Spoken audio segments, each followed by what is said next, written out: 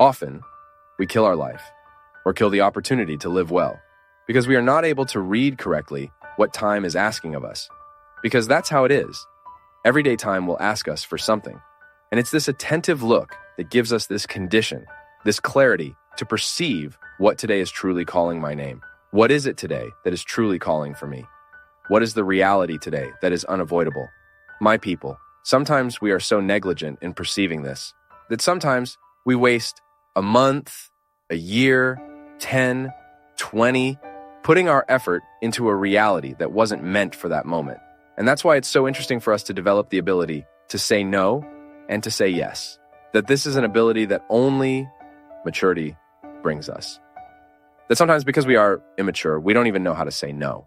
We don't know how to look at the urgencies of time. So we live to please others? No. Before pleasing others, you need to perceive what life is asking of you. That not always what you can do to please the other is in line with what life is asking of you. Even for us to grow, we have to have the courage to cut many things. Sacred scripture says, a time to kill, a time to give birth. Everything depends on the keen perception that we need to have to look at the present moment and discover what truly deserves our effort. How many times in my life have I put my effort in the wrong place, in the wrong issue? And then there's no way to be happy. There's no way for me to discover contentment, knowing that my effort wasn't where it should have been. There's no possibility for me to feel fulfilled, to feel good about my choices. Because what will make me feel good is to look at the context of my choices and be comfortable with what was chosen. It's interesting because sometimes our way of living even deprives us of this perception. We are very strange to ourselves. Not strange with others. No, it's strange to ourselves. Strangers to ourselves. The body needs the soul. Yes, I need sustenance for my life. I need to give meaning to my matter. I need to put soul into everything that I am.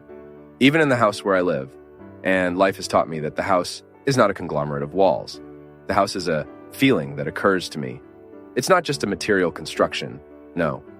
When I enter within those walls that I built with my work, there I identify the soul that sustains me. It's a feeling that occurs to me. I'm sure we all experience this.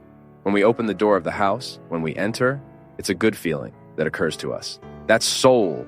It's when matter is full of meanings. It's when we start to attribute a meaning that goes beyond the walls, the furniture, the roof, the siding, the garden, the front gate. It's a feeling that occurs to us. And it's interesting that the quality of our life depends on and is intimately linked to our ability to infuse soul into things. I'm not talking about that soul, the deepest meaning of our life, that spiritual dimension that connects me with eternity. No. I'm talking about everything that lives and makes sense to matter, brings meaning to what is material.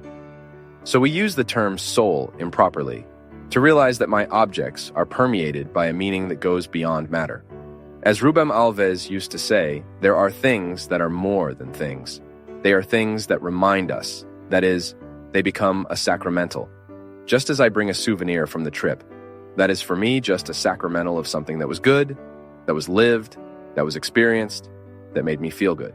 But now, in my opportunity to infuse soul into this body, in this unique opportunity that I have to live my life well daily and thus inflate air into all of this, just as I perceive this other soul of the things in my house when I arrive with a feeling that occurs to me.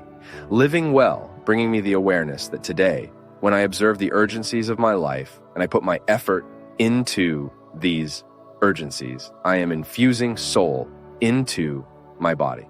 Oh, Father, this separatist view doesn't match with Christian theology. I know. This is just didactic. This separation is only didactic. It all works together. Body and soul are, although distinct realities, they work together. It's unity. We proclaim the unity of all this. Now, when I perceive, when I identify that I am not doing, that I am not making an effort to live well, I am indeed weakening the resources of my soul, which are precisely to help me live well the life of the body itself.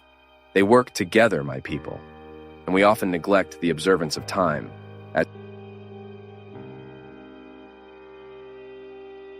We continue tomorrow in the next video. Complete conference links in the description.